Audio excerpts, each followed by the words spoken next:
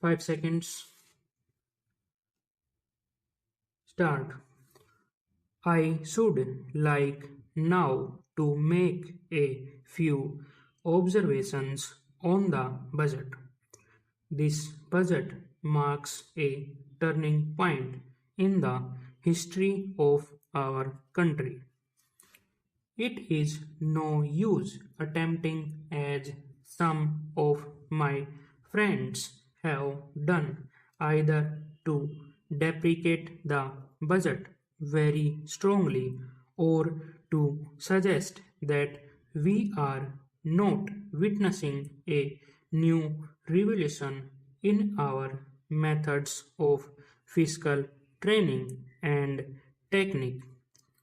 I want it to be quite clearly pointed out to my friends that we are now facing the lean years of Indian finance.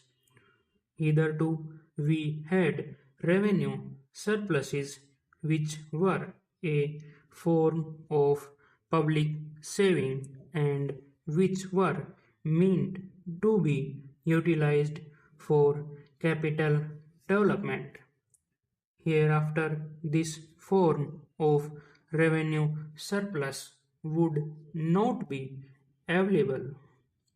We have therefore to find out ways and means of implementing our great program of national reconstruction at minimum cost.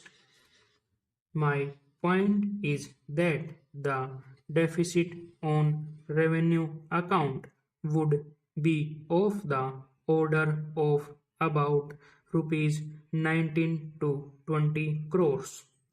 Here, let me point out that I do not agree with those of my friends in the finance department who have attempted to suggest that rupees 9 or 18 crores which are obtained from Pakistan should be put to the revenue side of the budget.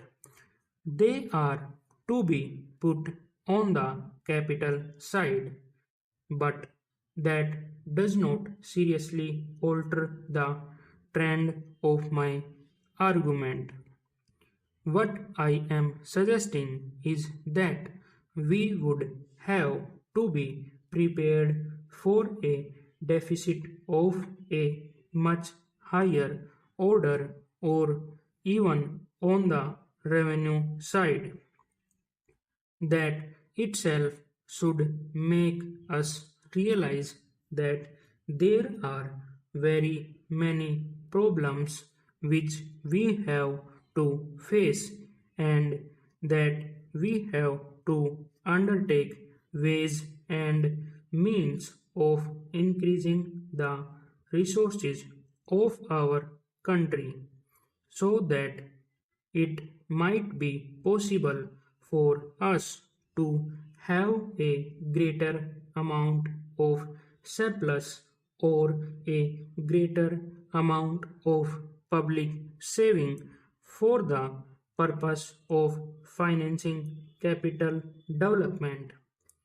The finance minister, in the course of his speech, Mr.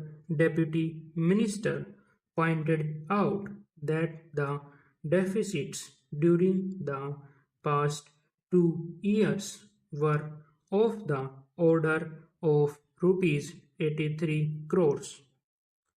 I venture humbly to disagree with him because I feel that when we are talking of deficits, we must take into account the overall deficit incurred by the central government, and that would be of the order of rupees 200 crores. During the years of relatively light expenditure, we had a shortfall of about rupees 200 crores. Undoubtedly, now when we are going to have a very great amount of expenditure, we might have a greater amount of deficit, and we would have to find out ways and means of trying to meet our capital expenditure. Some members have pointed out that deficit financing is good. Others have pointed out that it is poison. One honorable member who preceded me pointed out that it could be taken like a tonic. Now, I am not willing to enter into the merits of deficit financing or demerits of the deficit financing in an academic spirit. The time has now come when we should face realities. I do suggest that we have to indulge in deficit financing because without indulging in deficit financing, it would not be possible for us to indulge in capital expenditure on such a large scale. But when we are talking of the scope of deficit financing, we would like to place before the House and the Finance Minister the two great limitations which face us. The first limitation that faces us is that concerning the internal price level. The Honorable the Finance Minister referred to the cost of living. He said that he was going to keep a watch over the cost of living so that it may not shoot up within a short period and make a mess of the plans of capital development.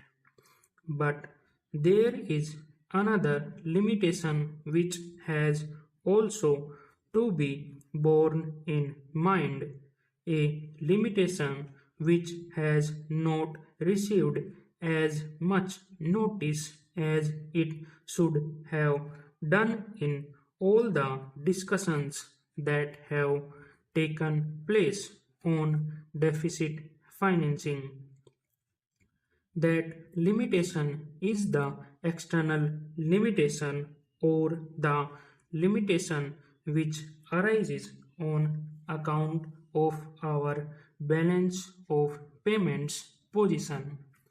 I think this is as important, Mr.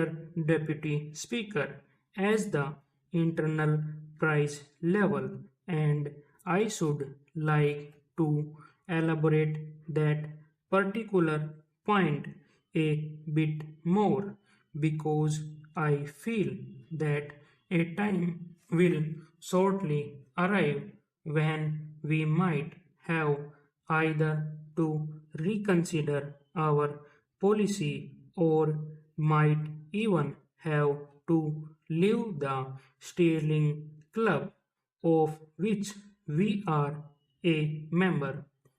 The second serious limitation is as serious as the first. What would be the consequences of deficit financing on our balance of payments?